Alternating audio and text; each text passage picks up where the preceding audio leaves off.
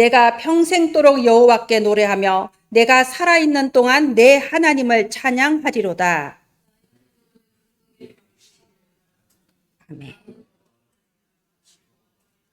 죄인들을 땅에서 소멸하시며 악인들을 다시 잊지 못하게 하시리로다. 내 영혼아 여호와를 송축하라. 할렐루야. 예, 오늘은 9월의 첫 주입니다. 이제 또 새 한 달이 시작되었습니다. 오늘이 이 9월의 새로운 시작의 날입니다. 자, 그런데 우리가 9월은 좀 달라요. 왜 다르냐?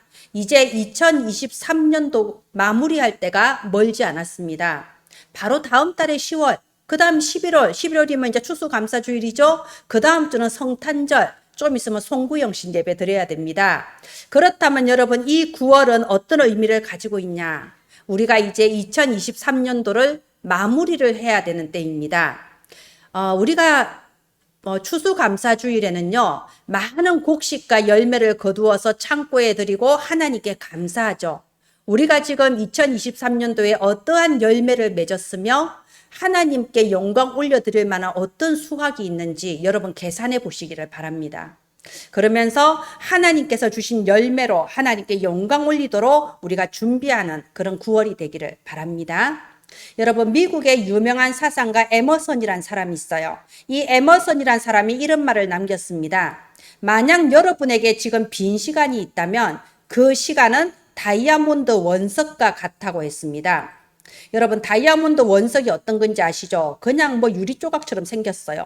그런데 이것을 잘 갈고 닦고 가공을 하면은 여러분 알다시피 지상에서 가장 비싼 보석 다이아몬드가 되는 거예요. 저는 이렇게 생각이 듭니다. 하나님께서 우리에게 24시간이라는 원석을 날마다 주시는 거예요. 그러면 우리가 때로는 그 원석을 정말 갈고 닦아서 하나님께 영광 올려드리는 그런 영광스러운 다이아몬드처럼 만들 수도 있는 거고, 아니면은 그냥 저 길에 굴러다니는 돌멩이처럼 뭐 유리 조각처럼 그렇게 만들 수도 있는 거예요. 여러분, 하나님께서 나에게 24시간이라는 다이아몬드 원석을 날마다 주십니다. 여러분, 이 다이아몬드 원석, 여러분에게 주신 그 빈 시간을 어떻게 보내야 될까요? 정말 하나님께 영광 올려드릴 영롱한 다이아몬드로 만드시기를 바랍니다. 자, 우리가 이번 주에는요, 3일 캠프가 있습니다. 이번 주 화요일까지 초다세 집중이 진행되고 있고요. 수, 목, 금에는 이제 3일 캠프가 진행이 됩니다. 여러분, 다음 화면 해주세요. 이 3일 캠프는 언약적인 도전이라고 했어요. 우리가 7, 8 두 달 동안 3일 캠프 쉬었습니다. 너무 이제 더운 날씨니까 잠깐 쉬었어요. 그러면서 7, 8월에는 우리가 렘넌트에게 집중을 했죠. 그러면 이제 가을의 아름다운 수확을 준비하면서 9월부터는 캠프가 재정비가 되어서 새로 시작하는 겁니다. 여러분, 우리는 이 누림에 대해서 잘못된 인식을 갖고 있는 게 많아요. 말하자면 복음을 누려라, 기도를 누려라, 우린 다 누리라고 하잖아요. 누려야죠. 왜냐하면 하나님 내게 주신 거니까. 그런데 누림이라는 것을 그냥 두 손 늘어뜨리고 편안하게 육체적으로 쉬는 걸 누림으로 생각한다면 그건 완전히 사탄에게 속고 있는 거예요. 그건 완전한 속는 겁니다. 여러분, 누림은 그런 것이 아니에요. 누림은 하나님께서 내게 주신 것을 알고 그거를 내가 믿음으로 실천해서 그걸 내 것으로 만들어라는 거지, 누림은 무기력하게 있으라는 게 아닙니다. 우리가 여기가 좋사오니 하면서 두 손 늘어뜨리고 어차피 천국은 가는 거고 어제 같은 오늘 같은 내일 뭐 대충 살자 하는 바로 그 순간에 여러분은 마귀의 밥이 되는 거예요. 우는 사자처럼 두루다니며 삼킬 자를 찾는데 순식간에 밥이 되어버린다니까요. 우리가 잘 알잖아요. 종교개혁이 왜 일어났습니까? 이 로마 교회가 어제가 오늘 같고 오늘이 내일 같고 우리가 이제 로마 국교화도 되었고 이제 규칙이나 좀 만들면서 누릴 일만 남았다. 그러니까 마귀의 밥이 되어버렸죠. 자기들이 망하는 줄도 모르고 망해버렸다니까요. 아니, 하나님의 거룩한 교회가 사탄의 회가 되어버렸다니까요. 우리도 그럴 수 있다 이겁니다. 여러분, 그래서 우리는 언약적인 도전을 해야 돼요. 왜 언약적인 도전이냐? 내가 열심히 내서 해보자 하는 거는 잘 될 수도 있고 안 될 수도 있고 실패할 수도 있어요. 언약적인 도전이라는 거는 하나님의 말씀을 붙잡고 그 말씀에 의지하여서 도전하는 거예요. 하나님은 인생이 아니시니 시건치 아니하시며 어찌 그 말씀하신 것을 이루지 않으시라.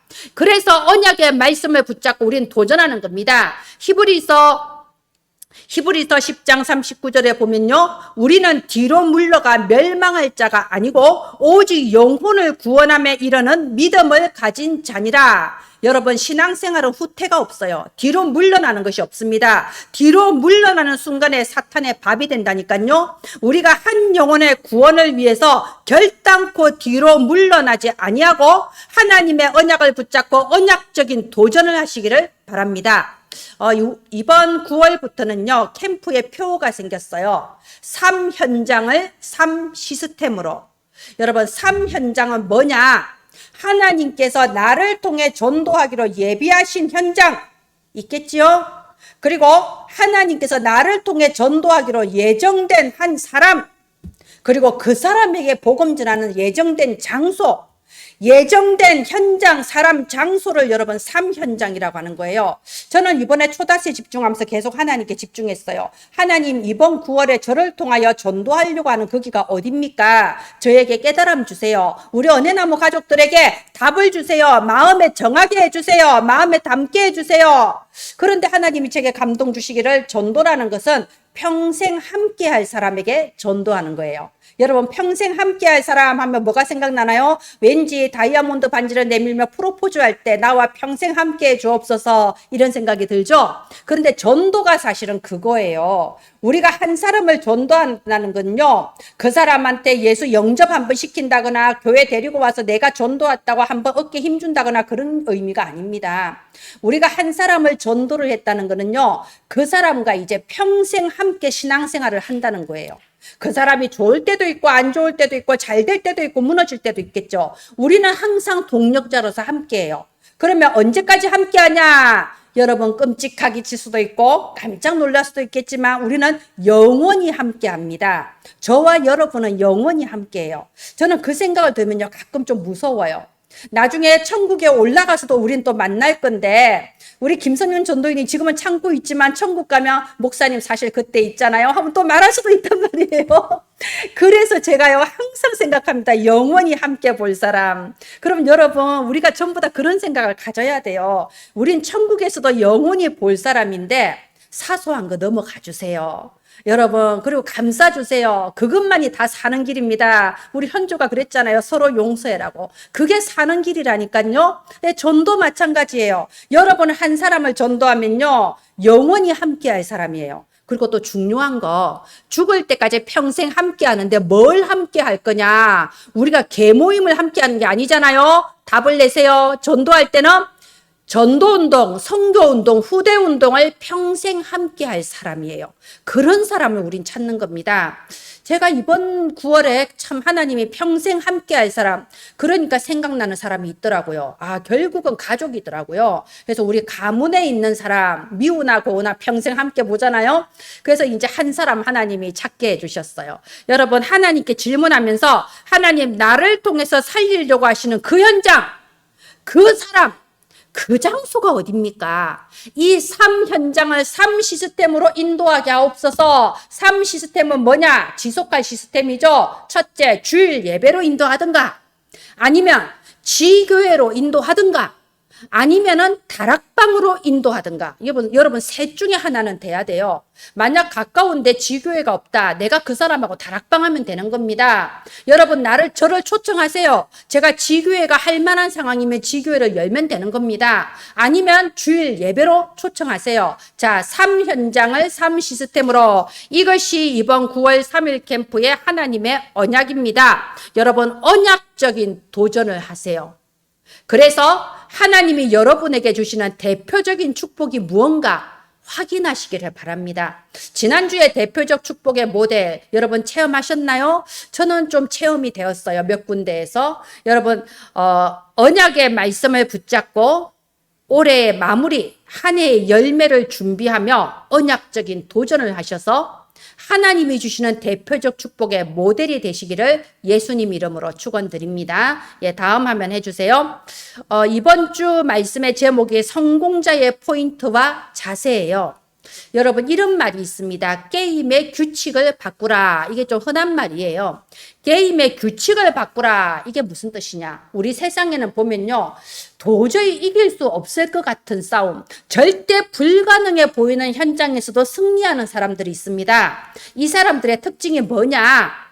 자, 이미 만들어져 있는 게임에서는요, 100점 100패예요. 왜냐하면 우리 이 세상에 이미 만들어져 있는 이 게임의 규칙은요, 결국은 이미 승리한 강자들 중심으로 구축이 되어 있거든요. 그러니까 당연히 강자들한테 유리하고 강자들이 이기는 거예요. 우리가 거기에 이제 끼어들어가지고 거기서 뭔가 해보기는요, 상당히 힘든 일입니다. 그래서 게임의 규칙을 바꾸라라는 말이 나왔어요. 말하자면 이미 정해져 있는 생각의 틀을 깨고 나의 강점을 가지고 유리하게 이길 수 있는 새로운 규칙을 만든 사람들이 승리하는 거예요.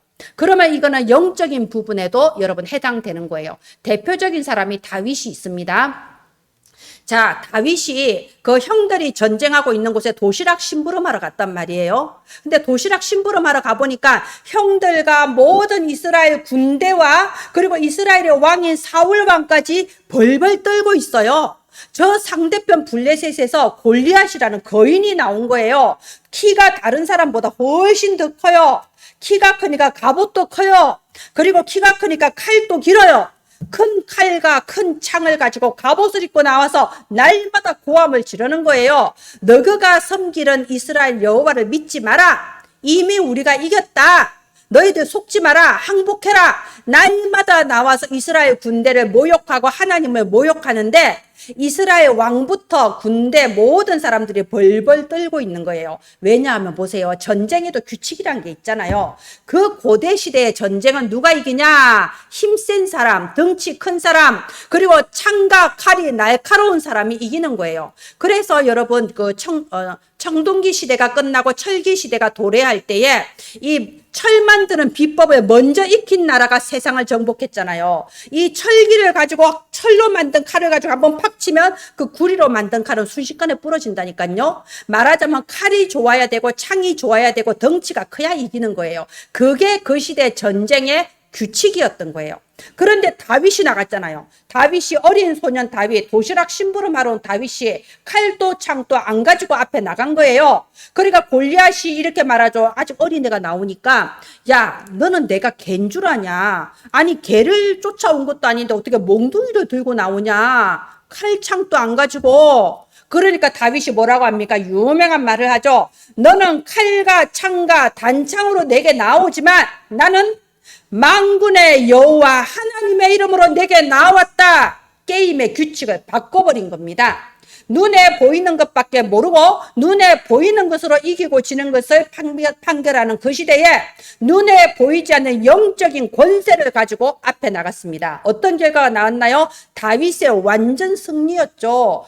골리앗이 칼 한 번 들기도 전에 다윗이 던진 그 돌팔매에 맞아서 죽어버린 거예요. 여러분, 이것이 바로 게임의 규칙을 바꾸라는 겁니다. 우리는 이 불신 세상에서 마귀가 임금 노릇하는 이 불신자 세상을 살면서 세상의 규칙을 가지고 나가면요, 백전백패합니다. 우리가 부모 배경이 있습니까? 집안 배경이 있습니까? 우리가 학벌이 높습니까? 재산이 많습니까? 아무리 재산 많아봤자 저 서울에 있는 부자들한테 되겠습니까? 예, 여러분, 저 서울 사람들은요, 우리 광주하면 저기 어디 시골에 불 떼서 사는 데인지 알아요. 예, 완전히 달라요. 제가 전에 수도권에 한 10년 됐는데 수도권에 있는 전도사님한테 우리 광주에 와서 메시지 한번 해주라고 그랬거든요. 그러니까, 광주 좀 멀어서 제가 가기가 좀 이제 그래요. 근데 말하는 중간에 전라도 광주란 사실을 알았던 거예요. 아니, 전라도 광주요? 경기도 광주도 아니고 못 갑니다. 예, 수도권 사람들이 보는 게 그렇습니다. 예, 우리가 어디 가서 세상에 가서 뭘 대보겠습니까? 그지요? 그렇기 때문에 우리는 게임의 규칙을 바꾸어야 돼요. 어떻게 바꾸냐? 성공자의 포인트는요, 영적인 것에 둬야 됩니다. 영적인 것에 포인트를 뒀을 때 백전백승할 수 있습니다. 우리의 강점이 뭔가요? 살아계신 하나님이세요. 만군의 여호와예요. 그래서 우리는 영적인 것에 포인트를 뒀을 때 어느 곳에 가든지 승리할 수 있는 겁니다. 우리가 성경에 나오는 여러 인물 중에 가장 성공자라고 할 수 있는 다윗의 포인트가 뭐냐? 오늘 그게 104절에 나온 거예요. 여러분, 이 104장 같은 경우에는요, 이 모든 자연 만물을 가지고 여호와 하나님의 위대하심을 노래하는 것이 이 시편 104장입니다. 자, 모든 포인트를 이 여호와 하나님께 둔 거예요. 다윗은 군대나 또는 군대의 전략의 포인트를 둔 게 아닙니다. 그래서 여기 104편 1절부터 5절까지 한번 보십시오. 내 영혼아 여호와를 송축하라. 여호와 나의 하나님이여 주는 심히 위대하시고 존귀와 권위로 옷을 입으셨다고 했습니다. 2절에 보면요, 하늘을 휘장같이 치신다고 되어 있습니다. 저 거대한 하늘이 하나님께서는 한 번에 확 치는 이런 커튼과 마찬가지다 이겁니다. 그래서 물이 바다를 말해요. 바다를 자기 누각에 들보를 얹으시며 구름으로 수레를 삼으시며 바람이 하나님의 날개가 되시고 바람과 불꽃 땅의 기초 영원히 흔들리지 아니하니라. 6절에 옷으로 덮은 것이 주께서 땅을 깊은 바다로 덮으심에 물이 산들 위로 솟아 올라왔으나, 말하자면 하나님께서는요 모든 우주 만물을 주관하시고 다스리시는 하나님, 위대하신 하나님이라는 겁니다. 그리고 여기 보세요. 11절부터 18절까지 보면요, 11절부터 18절에 보면 들짐승, 새, 뭐 이런 거 나오잖아요. 식물까지도 하나님께서 모두 다 기르시는 거예요. 하나님께서 살게 하시는 겁니다. 그리고 여기 보세요. 21절 젊은 사자 나옵니다. 여러분, 젊은 사자가 어떤 존재인가요? 그 시대의 젊은 사자다 하면요, 인간이 절대로 당할 수가 없어요. 포식자예요. 아무리 인간이 집 짓고 왕이니 뭐 신하니 하고 살고 있어봤자 어느 날 젊은 사자가 사막에서 튀어나와서 이 한번 휘저어버리면요 완전 다 끝나는 거예요. 그 시대 젊은 사자가 그런 존재입니다. 말하자면 강력하고 무서운 존재를 말하는 거예요. 여기 26절에는 또 리워야단이라는 존재가 나오죠. 리워야단, 이게 영어로는 레비아탄인데요. 이 리워야단이 뭔지는 신학자마다 의견이 이제 엇갈려요. 그래서 대부분은 이제 저 나일강 안에 사는 무서운 악어, 그때 당시 악어 한번 출동하면 뭐 다 끝나거든요. 무서운 악어가 아니냐. 또는 이 리워야단은요, 우리 동양으로 치면 용과 같은 존재. 말하자면 저 물속에 있으면서 사람이 도저히 감당할 수 없는 정체불명의 괴물, 이런 존재라니까요. 왜 젊은 사자와 리워야단을 여기에 이렇게 말을 했냐? 여러분 28절부터 한번 보세요. 주께서 주신즉 그들이 받으며 주께서 손을 펴신즉 그들이 좋은 것으로 만족하다가 주께서 낯을 숨기신즉 그들이 떨고, 낯을 숨긴다는 말은 하나님이 이제 더 이상 보살펴 주지 않는다는 뜻이에요. 하나님이 보살펴 주시지 않으면 그들이 떨고 주께서 그들의 호흡을 거두신즉 그들은 죽어 먼지로 돌아간다. 말하자면 여러분 지금 세상에서 어떤 권세를 가지고 여러분을 압박하고 여러분보다 대단해 보이고 여러분 아무것도 아니에요. 하나님이 생사복을 주관하십니다. 하나님이 한번 치시면은 끝나는 거예요. 저 인공지능하고 그 알파고하고 바둑을 둘 정도로 머리가 좋다고 해도 하나님이 내 혈관 가운데 하나만 건드리면 끝난다니까요. 하나님은 전쟁을 일으키기도 하시고 하나님은 전쟁을 멈추기도 하십니다. 하나님은 모든 것을 주관하시는 전능하신 하나님이다 이겁니다. 그리고 여기 그래서 저는요 이번에 이런 좀 질문을 하나 만들어 볼까 해요. 이번 3일 캠프 때 오늘 성공자의 포인트와 자세 아닙니까? 한번 이런 질문을 한번 여러분 스스로에게 그리고 전도 대상자에게 해보세요. 성공이 뭐냐? 많은 사람들이 성공을 말해요. 이렇게 하면 성공하고 저렇게 하면 성공하고, 우리가 뭐 청소년들 힘내라고 할 때도 야 너는 성공할 거야, 힘내, 노력해. 아니 성공이 뭔데요? 한번 성공이 뭔지 질문을 해보세요. 여러분 스스로 질문해보세요. 보통 불신자들이 말하는 성공이라는 거는요 참 부끄럽게도 기껏해야 돈 많이 버는 거, 아니면 좋은 회사 취직하는 거. 여러분, 우리 인간이 그 정도밖에 안 되는 존재가 아니거든요. 성공이 뭔지를 한번 질문해 보시고 거기서부터 복음이 선포되게 해 보시면 좋을 것 같습니다. 자, 우리는 누구냐? 30절. 30절에 보면요. 여호와의 주의 영을 보내어 그들을 창조하사 지면을 새롭게 하시나이다.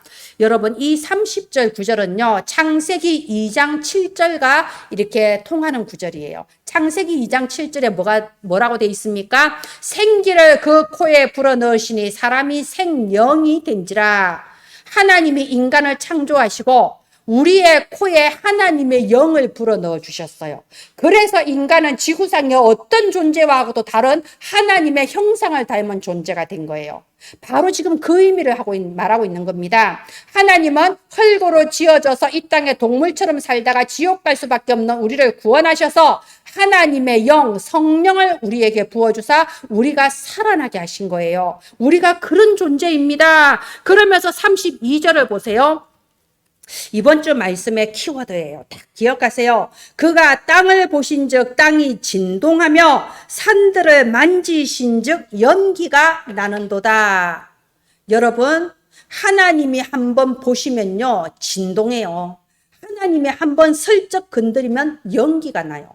무엇이 두렵습니까? 어떤 것도 두려워하지 마시고요. 그 어떤 것에도 여러분 주눅들지 마세요. 여러분은 누구냐? 하나님의 생기, 하나님의 영이 임하신 하나님의 백성입니다. 이게 바로 다윗이 가지고 있던 포인트였어요. 다윗은 이 포인트를 가지고 모든 세상을 보았던 겁니다. 그렇기 때문에 골리앗 앞에 나갔을 때 게임의 규칙을 바꿔버릴 수 있었어요. 너는 칼과 창과 단창으로 나오지만, 너는 저 많은 군대를 가지고 나오지만 나는 만군의 여호와 하나님의 이름으로 나아간다. 여러분, 영적인 것에 포인트를 두세요. 그러면은 무엇을 하든지 백전백승입니다. 그래서 언약적인 도전이라는 거예요. 하나님의 언약을 붙잡고 도전하세요. 여러분, 우리가 무대뽀로 하는 게 아니잖아요. 언약을 붙잡고 영적인 것에 살아계신 전능하신 하나님께 포인트를 두는 겁니다.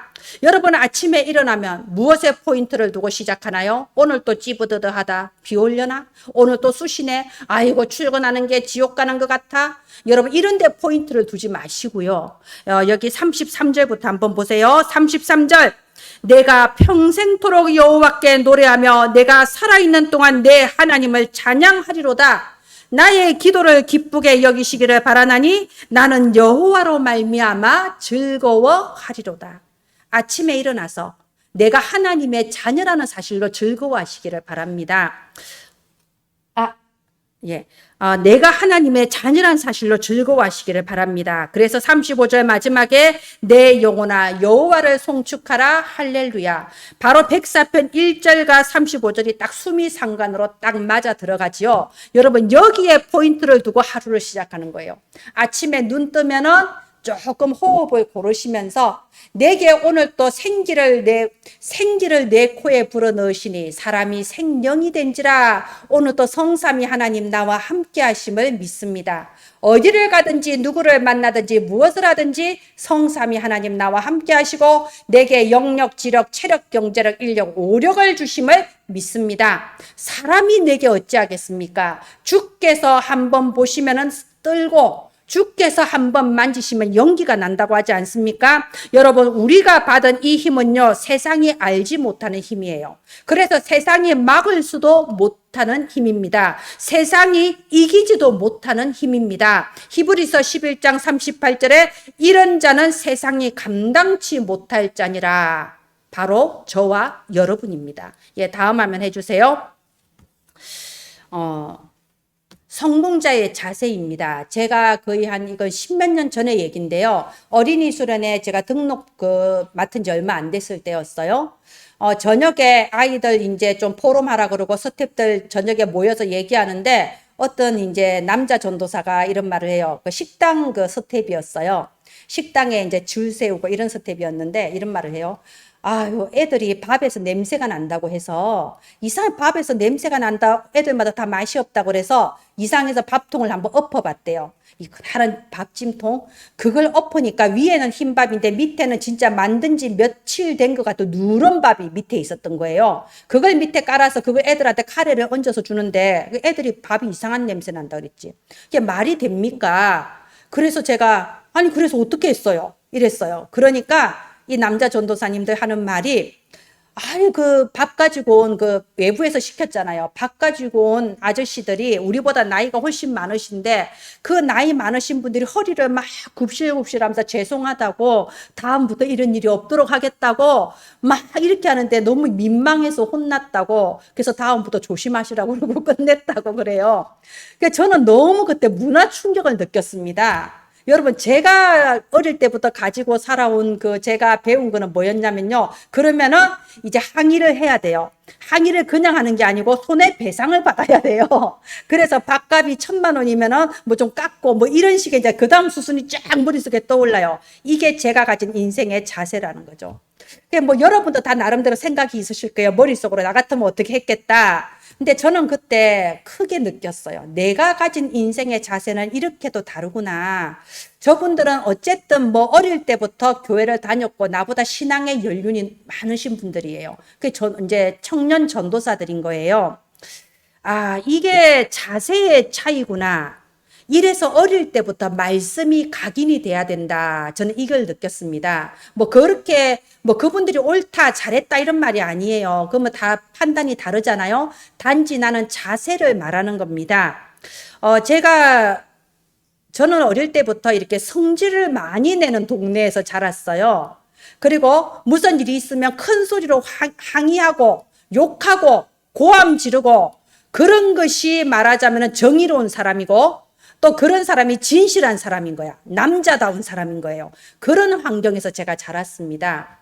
그런데 이제 교회 생활을 하다가 그러니까 확실히 사람의 말씀을 많이 읽어야 돼요. 외워야 돼요. 교회 생활을 하는데 엄청 기분 나쁘고 자존심 상한 일을 딱 겪었거든요. 제가 당장에 말 나오려고 했어요. 당장에 뭐라고요? 이러고 딱 나오려고 했는데 아니 하나님께서 내 마음에 야고보서 1장 20절을 딱 떠오르게 하시네요. 제가 언젠가 읽었나 봐 그거를. 야고보서 1장 20절이 딱 떠오르는데 뭐라고 돼 있냐. 사람이 성내는 것이 하나님의 의를 이루지 못함이라. 아니 이 말씀이 딱 떠오르는 거예요. 그래서 제가 순간적으로 입이 딱 다물어진 거예요. 사람이 성내는 것이 하나님의 의를 이루지 못함이라. 그래서 성을 안 냈습니다. 그냥 입 딱 다물어 버렸습니다. 그때 말했으면 어쩔 뻔했어요. 그분들이 그때 저를 참 열받게 했지만 그 뒤로 몇 년째 지금까지도 저를 도와주고 저를 위해 기도해 주시는데요. 여러분 그렇다니까요. 그래서 저는요 이렇게 성경 말씀을 이렇게 쭉 구약부터 신약까지 이렇게 쭉 몇 번을 읽었거든요. 읽으면서 참 많은 부분이 변화가 됐어요. 여러분 잠언을 좀 읽어보세요. 잠언이 30장까지 있는데 매일 하루에 한 장씩 날짜에 맞춰서 읽기 좋아요. 좋은 말씀 많습니다. 뭐 거기 보면 보증 쓰지 마라 뭐 이런 말도 있어요. 예, 보증 쓰면은 네가 자는 침대도 뺏긴다 뭐 이런 말 있어요. 좋은 말 많습니다. 그런데 저는 딱 와닿았던 게 잠언 14장 15절에 이런 부분이 있어요. 어리석은 자는 온갖 말을 다 믿지만 슬기로운 자는 자기의 행동을 삼가느니라. 제가 좀 어리석었거든요. 말하자면 제가 주로 하는 말이 이 말이에요. 어떻게 그럴 수가 있어? 이게 제가 주로 하는 말이에요. 말하자면 누가 나한테 무슨 말하면 어떻게 그럴 수가 있냐? 이해가 안 되네. 아, 우리 남편이 나한테 이렇게 말했어요. 어떻게 그런 말을 할 수가 있냐? 부부 사이에. 우리 엄마가 나한테 있어요. 어떻게 그런 말을 할 수가 있냐? 엄마가 돼서. 우리 집사님이랬어요. 교회 다니는 집사가 그럴 수가 있냐? 어떻게 그럴 수가 있냐? 말하자면 어리석은 자. 누가 뭔 말하면 다 믿는 거예요. 그 사람은 자기한테 유리한 것만 말하는데. 근데 슬기로운 자는 어쩐다고요? 자기의 행동을 삼가느니라. 말하자면 나를 돌아보고 내가 스스로 내 행동을 조심하면 되는 거잖아요. 그죠? 여러분, 어떻게 이럴 수가 있나? 사탄이 틈타는 말입니다. 그럼 반대로 하나님이 기뻐하시는 말은 뭐냐? 그럴 수도 있지. 여러분 바꿉시다. 어떻게 이럴 수가 있냐? 아, 어떻게 그러겠어요? 창세기 3장 잡히면 그럴 수도 있는 거죠. 그리고 내가 어떻게 그 사람 사정을 다 알겠어요? 나름대로 사정이 다 있겠지요. 그죠? 그래서 어떻게 말하자고요? 이제부터는 그럴 수도 있지. 저는 참 많이 느껴요. 정말 어릴 때 말씀이 들어갔다면은 내가 정말 얼마나 달라졌을까 이런 생각을 참 많이 하거든요. 여러분, 그래서 자세가 중요합니다. 이 자세라는 거는요, 여러분 훈련을 많이 받는다고 되는 것도 아니고 정말 어릴 때부터 자세, 삶의 자세가 이렇게 딱 보면 만들어져요. 그래서 우리 어릴 때부터 아이들한테 이 실패자의 자세와 성공자의 자세를 좀 가르쳐야 될 것 같습니다. 여러분, 제가 지금 잠깐 말하겠습니다. 실패자의 공통점이 뭐냐? 육신적이에요. 말하자면 신앙생활에도 응답받았다는 게 육신이 기준이에요. 돈이 생겼다. 뭐가 생겼다. 육신적인 기준으로 모든 것을 판단해요.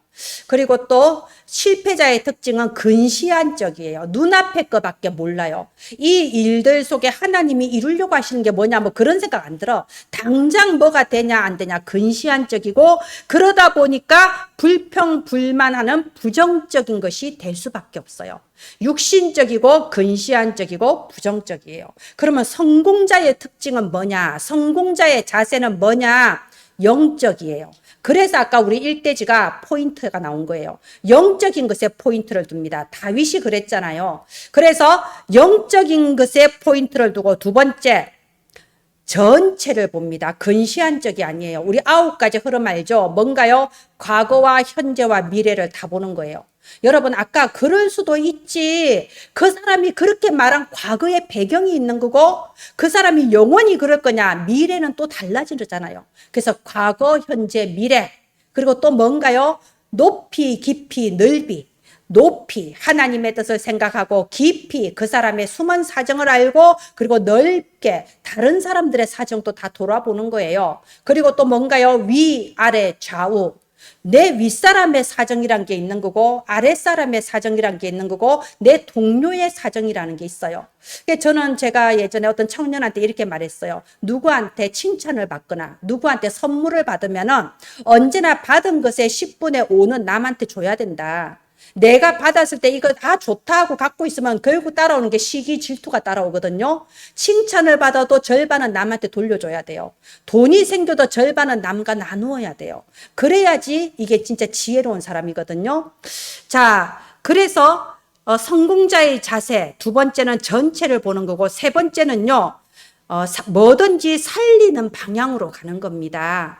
지금 당장 옳고 그런 거 말하면 그 사람 죽어요. 그래서 살리는 방향으로 가는 겁니다. 이런 걸 우리가 어릴 때부터 가르쳐야 되겠더라고요. 자, 어떻게 가르칠 수 있냐? 제가 아까 말했죠. 어릴 때 말씀이 들어가야 된다고. 성경 말씀, 하나님의 말씀이 내게 각인될 때에 내 속에 틀린 각인이 치유받는 거예요. 여러분, 우리 2층 다 나간 거 아시죠? 제가 갈 때마다 깜짝깜짝 놀라요. 저는 저렇게 변할 수가 있냐? 안에 있는 콘크리트 다 깨고요. 모든 쓰레기 다 지금 덜 냈습니다. 완전히 달라졌어요. 그리고 이제 아직 청소는 안 했는데요. 저렇게 원래 있던 거 다 드러내고, 쓰레기 다 드러내고, 그 다음에 거기에다가 이제 페인트 칠하고 새로 넣으면 그냥 새집 되는 거예요. 우리 이 내부도 마찬가지예요. 여러분, 내부 수리가 돼야 돼요.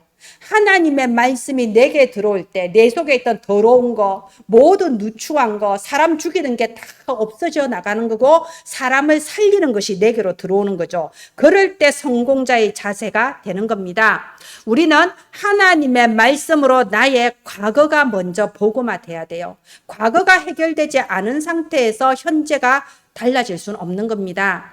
여러분, 우리가 과거를 한번 생각해 보세요. 우리가 살다 보면 크고 작은 문제 있을 수밖에 없어요. 문제가 없는 곳은 저 공동묘지밖에 없다고 그러잖아요. 우리가 과거에 부모 때문에 문제가 있었을 수도 있어요. 근데 우리가 이거 답내야 돼요. 내 부모의 문제지 내 문제가 아니에요. 내 부모의 문제지 내 잘못도 아니에요. 그죠? 그런데 내가 부모의 문제 때문에 계속해서 영향을 받는다는 건 계속해서 피해를 받는다는 거하고 똑같아요. 말하자면 2차 피해, 3차 피해를 계속 받고 있다니까요. 그래서 여러분 끝내야 돼요. 어떻게 끝내냐? 그리스도. 예수는 그리스도. 모든 문제 끝. 이 언약을 잡으세요. 그리고 그리스도라는 언약을 가지고 여러분의 과거를 한번 보세요. 그러면 답이 나옵니다. 어떤 답이 나오냐? 당연, 필연, 절대의 답이 나와요. 왜 우리 아버지가 저렇게 술만 마셨냐? 왜 우리 어머니가 그랬냐? 왜 우리 가문이 이러냐? 그럴 수밖에 없는 거예요. 예수 그리스도 피 언약으로 저주가 끝나야 되는데 그러지를 못하니까 본인도 원하지 않게 당연히 문제가 발생할 수밖에 없었고, 그때 어린 우리들은 거기서 피해자가 될 수밖에 없었던 겁니다. 그 다음에 필연, 나에게 그게 필요했어요. 하나님이 요셉을 노예로 보내시고 감옥으로 보내신 것처럼 나에게는 그 시련이 필요했던 거예요. 그 시련을 통하여 내가 이렇게 성장할 수 있었던 겁니다. 그러면 또 절대는 뭔가요? 하나님의 절대 계획이에요. 하나님은 그 모든 시련과 어려움을 겪고 나를 만드셔서 나를 통하여 또 다른 사람 살리는 증인이요, 모델이 되게 하시려고 하는 겁니다. 이 모든 답이 어디서 나오나요? 내게 그리스도, 예수는 그리스도, 모든 문제 끝. 이 복음의 말씀이 각인됐을 때 답이 나오는 거예요. 그런데 보세요. 이 답이 나지 않으면요, 과거에 있었던 일이 여러분한테 딱 상처가 돼버린다니까요. 제가 아까 랩런트 예배 때도 말했는데요. 저보다 나이 많은 60대 목사님하고 통화했는데 몸이 많이 안 좋으시다고, 지금 이 육신의 질병을 나의 십자가로 죽을 때까지 가지고 가야 될 것 같아 하면서 그렇게 말하세요. 이제 척추를 찍었는데 척추가 다 무너졌다. 의사가 말하기를, 야, 살아있는 게 기적이요, 이러더래요. 그래서 나는 맨날 여기가 아프고 저기가 아프고 난 왜 이렇게 맨날 아플까 했는데 알고 보니 나는 지금 또 하나님의 기적과 은총 속에 살고 있었구나. 이 걸어 다니는 게 기적이라고 그러더래요, 의사가. 그러면서 자기가 짚어봤대. 내 척추가 왜 이렇게 됐냐. 30년 전에 의료사고 한번 당하고, 20년 전에 교통사고 한번 당하고, 그런 것들이 내게 쌓여서 척추가 무너져 버린 거예요. 그러니까 척추가 무너지니까 내부 장기도 다 무너져 버리고 완전히 몸이 망가져 버린 거예요. 여러분, 내가 내 과거에 대하여 그리스도로 답을 찾지 못하면요, 여러분은 여러분 속에 상처를 그대로 가지고 그 상처가 쌓이고 쌓여서 종양이 됩니다. 종양이, 악성 종양이 암이잖아요. 여러분 속에 영적인 암이 된다니까요. 그래서 자기도 모르게 실패자의 자세를 가지게 되는 거예요. 육신적이고 근시안적이고 부정적인 사람 죽이는 사람이 되는 겁니다. 여러분, 예수 그리스도 복음 안에서 제가 결론 난 게 몇 가지 있는데 그 중에 하나가 이거예요. 모든 것에는 장점과 단점이 있다는 거예요. 사람 마찬가지입니다. 이 세상에 좋기만 한 사람 없어요. 사람은 좋을 때도 있고 나쁠 때도 있는 거예요. 일도 마찬가지입니다. 좋은 일만 있는 게 아니고 나쁜 일만 있는 거 아니에요. 어떤 사건이 발생하면 그 사건 속에는 좋은 부분도 있고 나쁜 부분도 있어요. 언제나 동시에 같이 움직이는 거예요. 모든 것에는 장점과 단점이 있어요. 그렇기 때문에 영적 문제가 있는 사람들이 뭐든지 극단적인 거예요. 저 사람은 죽일 놈, 이 사람은 천사. 그 영적 문제라니까요. 다 장점과 단점이 있는 거예요. 그래서 제가 저 자신을 봐도 그러고 지금까지 사역을 하면서 본 게 그거예요. 어릴 때 환경이 참 중요하긴 중요해요. 부모님이나 가정에 있어서 영적 문제가 좀 심각하게 드러나는 집도 있거든요. 그런 속에서 자란 사람들의 장점은 뭐냐? 복음을 빨리 깨달아요. 실제 보면요, 어릴 때 많이 시달린 사람들이 예수가 그리스도, 사탄의 머리를 박살내신 하나님의 아들, 빨리 깨달아져요. 복음 빨리 깨닫습니다. 그런데 단점은 뭐냐? 영적 문제 치유가 잘 안 돼요. 이게 캔에도 또 나오고 뿌리 뽑히기가 좀 오래 걸립니다. 그게 단점이에요. 자, 또 반대로 좀 무난한 사람들이 있어요. 말하자면 복음은 몰라도 어쨌든 우리는 어릴 때부터 교회 다녔어요. 이런 사람들 있잖아요. 이런 분들의 장점은 뭐냐? 이분들은 성격이 좀 무난해요. 저처럼 화가 많지 않습니다. 또 그만큼 삶도 보면 좀 무난하게 살아요. 큰 굴곡이 없어요. 하나님께서 그래도 평안의 복을 주세요. 근데 단점은 뭐냐? 복음을 깨닫는 게 좀 느려요.